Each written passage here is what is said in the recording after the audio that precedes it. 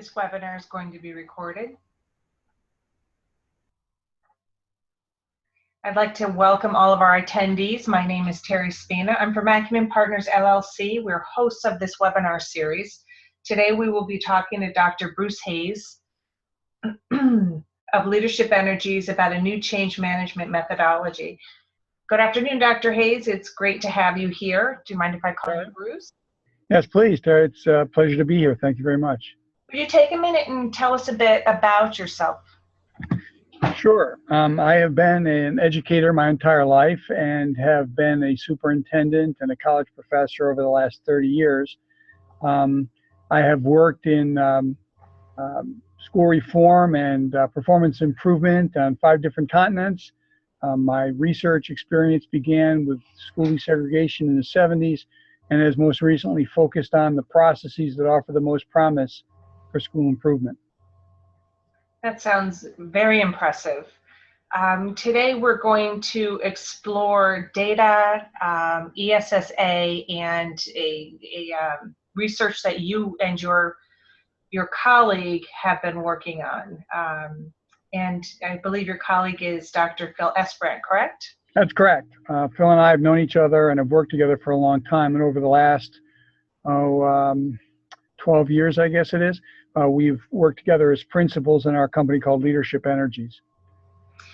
Could you take a moment and tell our audience about the role of data in evidence-based decision-making as it pertains to NCLB and ESSA?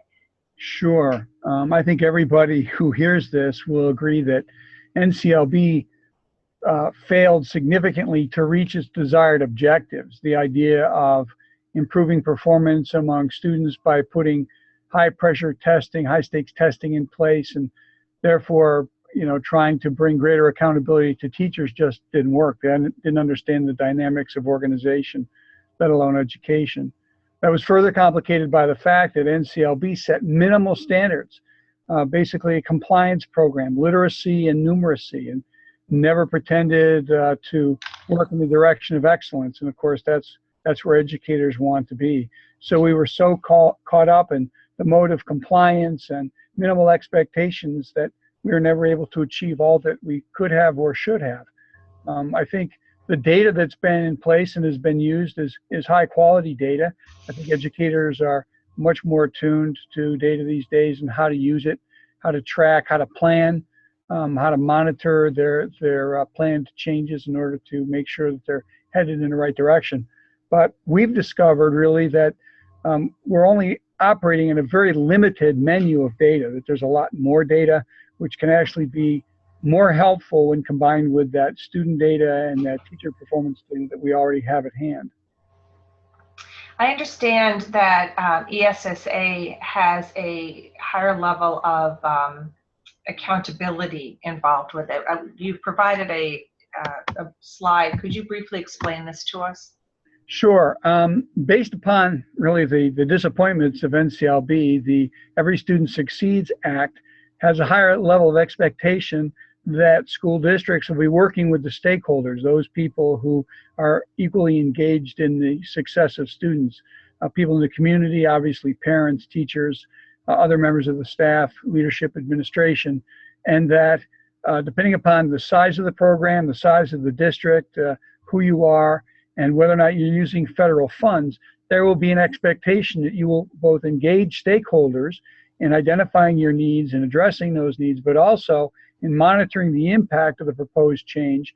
And in many cases, you won't be able to scale up and to full deployment some of the programs that you'd like to use your federal dollars for, unless and until you have demonstrated the success of a pilot program. Right, and as I understand, the states are also establishing some of those criteria at this point, and have yet to announce that criteria. But we know generally what it'll be, correct? That's true. I mean, the feds are still working on the final draft of the regulations, and we're never surprised by changes at every stage. But the expectation of the Federal Department of Education is going to be that states will assume greater accountability along with the greater flexibility they'll be given for the expenditure of those funds, but that they will in turn have expectations of how the school districts that receive those funds will account for those funds in terms of their expenditure and the impact that they've had, as well as the evidence among stakeholders that it has been successful. The next slide that you provided this great graphic. I'd like you to explain it, but also I'd like you to also speak to the fact that fewer than 15% of all district improvement plans are fully achieved. That's pretty shocking to hear. Could you explain this a bit? Sure. As a matter of fact, we're convinced that it's a lot less than 15%, but rather than the shock and the awe of giving the actual number, when we say 15%, it elicits the kind of attention that we really want to give it. The fact is that less than 15% of improvement plans are fully achieved, and that's for a variety of reasons. One, we're not using the data to properly define the issues that we want to address. Therefore, we're not on target with the plans that we develop. Those plans morph and change as we assign other people to work on them, and they redefine the nature of both the problem and the solution according to those things that they're familiar with because of their limited training and being able to apply program and new initiative to problem solving. So there's a lot of factors combined to make plans a lot less successful than we would hope. That's not to say that we don't improve as a result of the plans, but we never or rarely fully achieve what we set out to do. So looking at the kinds of data we have and filling what we're calling a data gap of measuring the effectiveness and the efficiencies of the work of people on achieving those goals is very important. And a lot of our work over the last 10 years has been into the research and the application of the research relative to that whole area. So really what you're talking about is data that represents the effectiveness and efficiency of getting from point A to point B, with B being a particular goal that to date can't be measured until a full academic year has gone by, correct? That's correct. Unfortunately, we use a lot of trailing data. I think the next slide deals with that. A lot of the data that we use in education has to do with summative data. A lot of times we're left to wait a full cycle of a program to see whether or not we've been successful. And so there's a big difference between what our sights are and then what we look and how close we are to the target sometime later. Anybody who's paid any attention to economics over the last 100 years understands that there are three kinds essentially of indicators of change. There are the trailing indicators, which are the achievement, performance, and summative evaluative criterion outcomes that we often use: student behavior, student performance, teacher performance, but they come at the end to a very large extent. There are the concurrent or monitoring indicators, and those are the things that we use to see whether or not we are on track, whether or not we are where we thought we might be when we first planned this particular kind of intervention. And then there are the leading indicators, and this is what we think is the biggest missing piece. These are what the research tells us about adult and student behaviors, practices, the institutional protocols and processes, as well as the programs that we put in place to promote higher learning. These kinds of data can be measured in a leading fashion. That is, we can measure before we ever implement anything what the status of all these kinds of predictors are. And based upon those predictors, we are able to better identify the root cause of our underperformance, which is very important. And we're also able to target much, much more specifically those kinds of things that we want to alter and change. There's a tremendous wealth of research in this area that we rarely use, we rarely measure, and has a dramatic impact on making sure that we are both efficient and effective in achieving our goals. Most importantly, and to many people too, leading indicators give us a full year head start because we start with the measures, we start knowing where we are and where we want to go. We don't have to wait for the end of the full cycle to take the measures. That's interesting because when you consider the fact that you can get through that full year and learn that you weren't on target, it's another year before the next thing you try. Right, that's exactly right. We've studied many different industries. We spent nearly a decade looking at the research in business, law, engineering, the military, medicine, education. And what we found was that in almost all cases, humans coming together in organizations, when confronted with a problem, often don't really deal with that problem. They begin by redefining that problem in terms with which they're more familiar and more comfortable. The single difference exists in medicine. For the last 200 years, medicine has had a single set of tested and common protocols that they use in problem solving. And we know it's been very effective. Leading science of medicine is something that everyone, nearly everyone, trusts. The Gallup poll tells us every year that the single most trusted individual in every community is the family physician. And that's because no matter how we're feeling, no matter what the problem is, no matter what our questions might be, we go to see the doctor and they administer that same set of protocols. They begin by talking to us, getting our sense of how we are and where we are and what the problem might be. They then put that in the context of their knowledge and administer additional tests if they need to. But what happens is that they're able to target the root causes and not just treat the symptoms as we do when we solve problems in education. We've taken all of that research from medicine as well as the other fields about those leading indicators, and we've organized them into 17 what we call interactive performance systems. Those are the formal and the informal activities, protocols, resources, data, and attitudes that guide the work of adults. Now, one of the great problems that we often have in any organization is we continue to do the same thing and talk about different results that never happen, of course. And so we know that we have to influence adult behaviors and change adult behaviors if ultimately we want to change student behaviors and student outcomes. So we've organized the research into these 17 interactive performance systems that help us diagnose the root causes of the problems in organizations, and that's how we fill the gap. It's not enough just to have the outcomes for students. We need to know what are the activities that go on among people outside of their role, where people come together to do common work. So the data that you're suggesting is a gap that currently in education is knowing where those systems are broken. That's correct. It's even understanding that they're broken or they're incomplete. And we think that's true not only in education. I mean, we've continued to work with people in other fields and have found that that's common among all kinds of organizations in the Western world. That's the way we do business, and it's not sufficient. The next slide is something that you call the clinical leadership cycle. Could you explain that? Sure.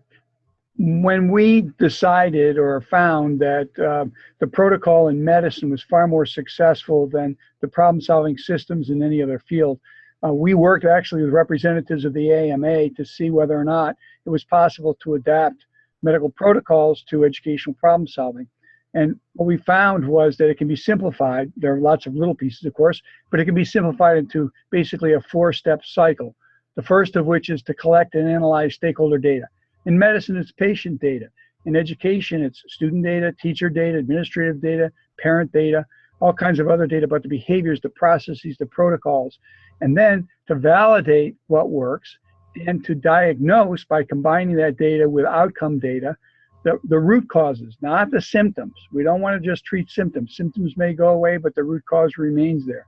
We want to drill down beneath the symptoms, diagnose what the root causes are, prioritize them, and just like the doctor, look at a series of prescriptive options. You know, when you meet with the doctor will say, well, here's the diagnosis, and it's often differentiated. We've got this issue and this issue and this issue, and they've combined to give us this larger set of issues. And so the prescription is also varied, and it can range from medication to therapy to changes in diet and sleep pattern, lifestyle, whatever. We do the same thing when we offer prescriptions to organizational systems, to schools and to departments and to districts. Here's a range of things. You understand yourself, and it's important, just like in medicine, that you take all of your prescription. Failure to follow your prescription completely, will lead to less success. And you need to understand going in that there's a prognosis. What happens if we do nothing? What happens if we do this? And you're going to experience some negative side effects. Everything isn't positive, but understanding that there are negative side effects means that when we confront them, we don't back away from the solution. as we too often want to do. And then we monitor, measure, and adapt that we can be agile because we're using leading indicators. We're able to make adaptations of that prescription over time so that we're guaranteed of even greater efficiency and effectiveness in the solution. And then, of course, you start over again. You collect data again, you analyze where are we now as opposed to where we were, how close did we come, and what do we want to do to get even closer to optimization. So it's actually all about evidence-based decision-making, with the evidence in this case being the effectiveness and efficiencies of the processes. That's exactly right. It's evidence-based and it's research-based, and it's very successful. And I will say this too, educators are very comfortable using it. It was happenstance, but the fact that it is medical protocols that are the basis of it, teachers, administrators, they're very comfortable with that. They like the idea of being able to diagnose. They like the idea of being finite in the choices and not treating symptoms, and that they're comfortable with the vocabulary, and it creates a certain excitement too in this form of problem solving. I think there are some natural questions that people would have as you describe this, and one of them might be, is this a performance evaluation process that might reflect poorly on anybody or put anybody's jobs? Sure. Absolutely. That's a primary fear. There are many processes, forms, and procedures to evaluate the performance of people in their individual roles, and they should and can be used to optimize performance of people in their roles. However, that's not what we're concerned with. We work in concert with that, but that's not what we do. We work in what we call the white space. If you think of an organizational chart and everybody has their box in which they operate, the white space is all that area between and among the boxes where the work of people come together. We have a tendency in education, like in many other organizations, to take great people and to isolate them in a role. And then we call them together without any training, without any real anticipation of what their expectations might be, into teams and into committees, and we give them chores and we give them problems to solve. And it's that white space where the synergies are created. It's that white space that really promotes accountability among people. Accountability doesn't come from the pressures of high stakes testing. Accountability comes when a teacher, for instance, understands that the ability of my colleagues to do their job depends very much on how well I do my own job. And in turn, the opportunities I have to do my own job are very much dependent upon the quality of the work that other people are committed to. And so when people begin to work together with that understanding, much greater accountability and responsibility is created. So teamwork becomes much more effective. There's lots of little nuances in teamwork that we don't address, like prescriptions and prognoses for teams when they begin to think about, okay, where might this go wrong and why, and what do we do about that, instead of just plunging headlong into the implementation of some solution which isn't well defined. So we also reduce the impact of hierarchy, and we promote improvement through these synergies that are created. So we're not evaluating the work of anybody. We're focusing on the work of people coming together to solve these larger problems of performance. So with this data, you can actually predict where there might be breakdowns in certain processes. Sure. I mean, people, when they look at the research that we have, are not surprised. They go, well, I guess innately I understood that. For instance, we all understand that the most effective form of leadership is that which changes according to the circumstance. That if you want to increase responsibility, then you have to share responsibility. Those are very simple examples, but the fact is we've identified several thousand what we call vital signs of performance. Those things that are related to routines, process, protocols, and behaviors of adults, which in their absence hinder and in their presence promote higher student performance. You say that the information is coming from stakeholders. Is this an opinion poll? Because it seems that a lot of districts do opinion polls. Yeah, it is. It is least of all an opinion poll. We do not ask for people's opinions. What we do is we measure their experiences. We measure the availability of these processes and protocols for people, and we determine the extent to which performance is either promoted or hindered by the presence or the absence of these systems. According to your next slide, it seems to work well. Can you tell us a little bit about where you've applied it, how you've applied it, and some of this evidence that we're looking at in front of us? Sure. Parts or all of this system have been used in about 200 schools over the last several years. The statistics on this particular slide in front of you come from a 4-year project, which was published as a white paper in the AASA Leadership Magazine School Administrator. And in this school where 95% of the students were economically disadvantaged and 97% of them were minority students, we saw a 10% increase in each of 4 years in both math and language arts in the rates of proficiency. The school was at the 84th percentile in the student growth rate among all the similar schools, and at the 74th percent among all schools in the state. These, even as performance increased, the increases in the performance year to year remain fairly constant. As importantly, or in some people's minds, more importantly than the simple changes in performance, were measurable changes in the trust and the satisfaction that existed among stakeholders. Parents and teachers communicated better and trusted each other more. Every educator knows how important that is to performance. There was improved teamwork. Teachers learned to use performance data much better. Students learned to use performance data. In the classrooms, the children were plotting their own progress as a group and individually over time. There was an increased use of innovative solutions. Adult learning and mastery improved significantly, and there were lots of things. And as one teacher told me, they ran out of time to gossip. They were so deeply engaged, and they so much enjoyed the work that they were doing together, both in their classrooms and then in grade level and multi-grade level and school-wide teams looking at these issues, that took up all their time. They had to find time after school to catch up with the gossip from each other. Well, your next slide answers one of my questions, because it sounds like a very complex network of interactive performance systems that you have to translate all of those experiences into hard data. It sounds very cumbersome, and you obviously are acknowledging that. Well, it's interesting because when I did this by hand, by doing my own little programming through spreadsheets and gathering the data, it took a lot of time. We have been able over the last year to automate this whole thing through a web-based application so that the actual process is very speedy, takes very little time by any individual stakeholder. In fact, anybody who participates in the process spends about half an hour responding to the queries that we do to get it at the research-based and evidence-based practices in which they're engaged. And we're able then to diagnose the issues, identify the strengths, develop prescriptions that are research-based and very targeted to individual solutions, so that the school or the district or the department or whoever it is working on this comes away, much as the patient does from the physician's office, with a very clear understanding of what the issues are, what can be done about them, what choices they have, and what they can expect as a result of implementing those choices. If you go to the next, I think it's the next slide, shows pretty clearly, there it is.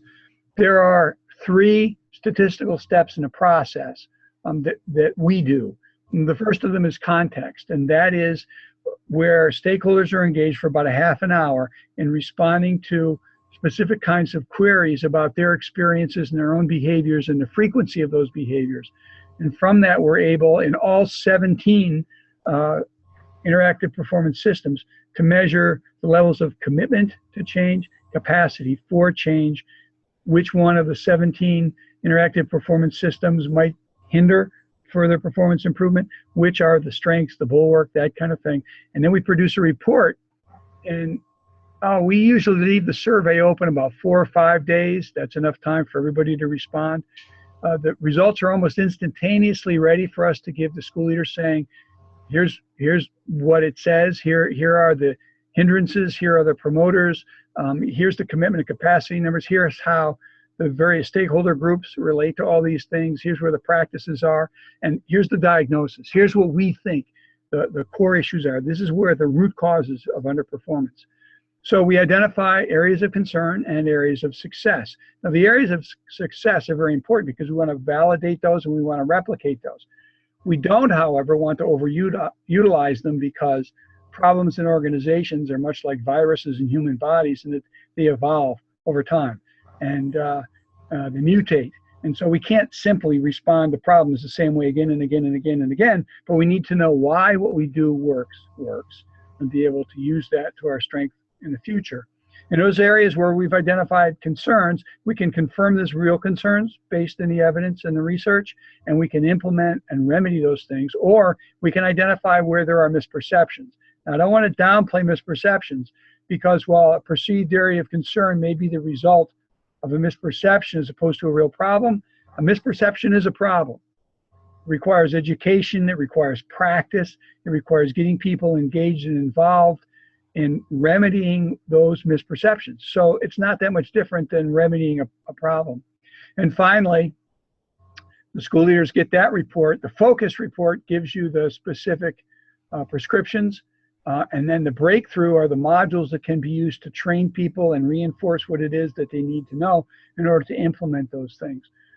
So the whole thing here can actually take 30 days or less, as opposed to an entire year. And then we're ready to implement programs that have a much greater likelihood of success. We know where we're going and why we're going there. It unifies stakeholders behind a common set of expectations, which is highly important, as well as engaging them in the common solution. I've talked to a lot of superintendents, and there's a situation we call same page syndrome, where the superintendents, and it's true of principals, it's true of department leaders, they get pulled in a million different directions by stakeholders, all of whom are concerned that nobody understands their problem and that their problem is different from anybody else's. The results of the context and the focus and the breakthrough process allows us to go back to the stakeholders and say, we've heard what you have to say, and look at all that we have in common. Here's the common concerns we have, here's the common strengths we have, and here's what we've decided the evidence and the research tells us we can do together. And we know from experience that the level of commitment to that kind of change is much higher in this process than in any other. Nobody's ox is getting gored, nobody's being evaluated, nobody's program is being destroyed. We're talking about how we practice change together. Very, very effective.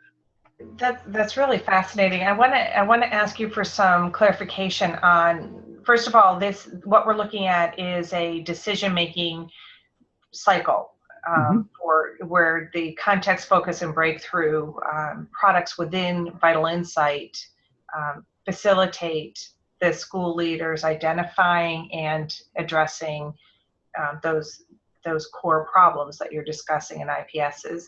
But I'm most curious about context, because it seems to me that that's got to, to get that right early on is so important, and you're translating stakeholder experiences into hard data. Does the technology actually do that for the school leaders? I mean, yes. To what degree do school leaders? I mean, I'm sorry, I didn't mean to interrupt, but yeah, that's the whole glory of this web-based application. As we gather that information, we're already analyzing it, and we have the algorithms which are based in the research that talks about the importance. They can be weighted, they can be combined, just as we combine vital signs. Just because you have an elevated heart rate, that's not enough of itself for a doctor to say, well, this is your problem. It has to be taken in the context of everything else. What's your temperature? What's your body mass? What's your medical history? So context does all of that. It takes the interaction of all those things, and it looks for the strengths and the weaknesses within those interactive performance systems. But it's done automatically, and the report is delivered to school leaders. And they get it, and they have a dashboard on their computer. They can call it up on their phone. Superintendent or a principal can call it up on their phone and sit down with another group of people and have it there. They can look at, they can look at the commitment and the capacity of each stakeholder group. They can compare that across groups. They can decide where more professional development and or training or practice opportunities might be. They can reinforce the strengths within the IPS. They can identify the root cause of underperformance. These dashboards are interactive. It can be filtered by level, district, school, or cohort. It's great baseline data. It's also great for concurrent monitoring, and it is evidence ultimately of both the need and a change and the success over time of programs that are put into place. So it's almost custom made. I mean, we were happy when we found out what the federal government was doing with ESSA, because obviously we've been working on this for a while, and we've been arguing that this is what's needed, and the regulations that are coming out for ESSA support us in that, and that's why we're hopeful that ESSA is going to have a much deeper and more progressive impact than NCLB ever did.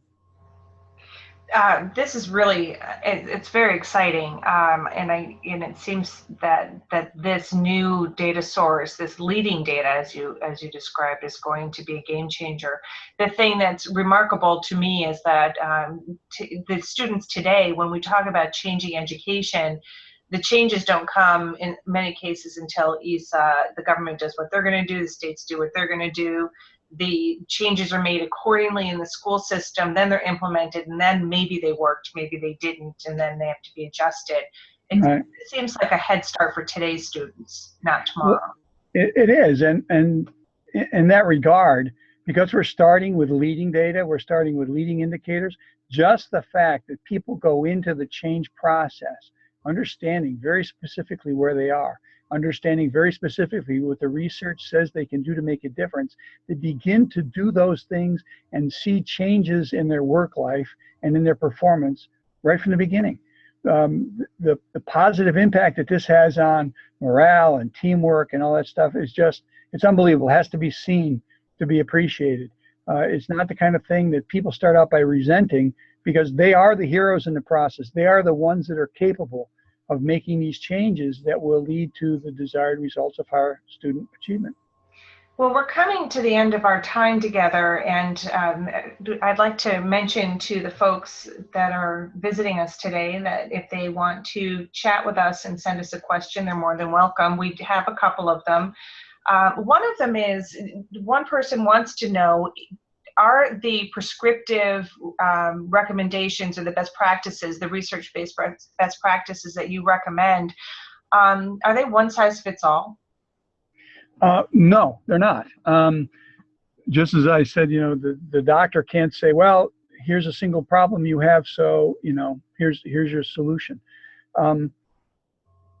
Because of the way that the data is analyzed and the combined influences and the weighted influences across all 17 of these systems, it's highly unlikely that the same problem exactly will be identified in any two places, or even in the same place at two different times, because of the changes that will have occurred. It's very specific that way in terms of the root cause analysis. In addition, just like a good doctor, we don't offer a single prescription, but rather a range of prescription options. Only the people in the school, in the district, in the department, in the grade level, understand what they've tried before, where they are now, what their programs are, how they interact with parents, what the reporting relationships are. And all those things have to be considered in the context of, how do we want to do these prescriptions? Where are we going to start so that we can assure some change and some success? What's going to be least threatening to those certain groups whose support we need to win from the beginning? And then as we begin to experience success, we can move into other components of these prescriptions. The research and the explanation of each of those prescriptions and what it means is offered as a part of the report. So there's the opportunity there to use that as an educational forum as well, for people to talk about why that particular change is important, what the research says, et cetera, et cetera. So it's very individualized, because that's what the research allows us to do. I mean, this is research from across all fields for many years. So it's very powerful. The next question, thank you for that. That was really well said. The next question I have is another concern about confidentiality and the ability to get stakeholders to participate. Do you collect people's contact information and their names? No, we do not. It's entirely up to the leaders in the school to determine who they want to engage. They identify which stakeholder groups. They invite those stakeholder groups. The only control that we have no information about the individuals who will go online and engage in the inventory. The only thing we do is that we monitor whether or not they're an inordinate number on a single platform, a single entry point. I mean, we don't want somebody going in and taking the inventory 10 times. We try to limit it to a single time for each individual. Okay. But it's just a control factor. We don't collect any data at all about who's a participant. Well, the final question I have for you is, what about high achieving schools? Do they even need to do this, or is this just for struggling schools? That's a great question. I've been privileged to work with high achieving as well as some of the most challenged and lowest achieving schools in this country. And I can tell you that one of the things that sets the highest achieving schools apart, even more so than some of those that are above average and a little bit more self-content, you don't stay at the top without working at it. I use the example of the Olympic athlete. When an Olympic athlete begins a new training regimen, they start with a physical examination. They don't take anything for granted. They go and they see their physician and they say, you know, how is my body mass? How is my strength? How is my bone structure? You know, is my pulmonary system working fully? My cardiac system, if any problems emerge. I mean, they start with, you know, a clean bill of health. And they also know where their strengths are and where the areas are they need to be better. You can't, especially in athletics, rely on only one aspect of your ability. You've got to balance it, and we get better by rebalancing and balancing those systems over and over again. So it doesn't matter if we're the highest or the lowest achieving, if we're an average achieving district. The fact is, knowledge about what works for us, knowledge about who's working effectively together and where we can help people work more effectively together, in concert and in tandem with those efforts that we make to allow people to be the very best they can be in their roles, is really what makes the top achievers the very top. This is really fascinating. I think the ability to measure interactive performance systems, which is till now is so elusive or so time consuming, and the fact that in the past you would really have to have a consultant dedicated to it for a year or more, to be able to accomplish that in a month is just astounding. We've had such great success, and our fear was that the success we were having was limited only by the fact that we could work with a limited number of schools at a time. So our goal has been to produce this web-based availability so that, you know, it can be utilized far more widely and much more quickly and efficiently by a lot of schools. Well, congratulations. You know, from what I've seen, it's very impressive, and it's going to be exciting to watch as school systems really embrace it across the country. If any of our attendees would like more information, if you'd like to contact Dr. Hayes directly and talk to him, you're welcome to do so. We also, I guess VitalInsight also has representatives across the country that he can connect you with. And also the VitalInsightSolutions.com website is available for more information. This webinar will be posted on the VitalInsightSolutions.com webinar, and you can also email if you'd like a link sent to you. I'd like to thank Dr. Hayes for joining us today, and I'd like to thank all of our attendees as well. Have a great day. Thank you. It's been great. Bye-bye. Bye.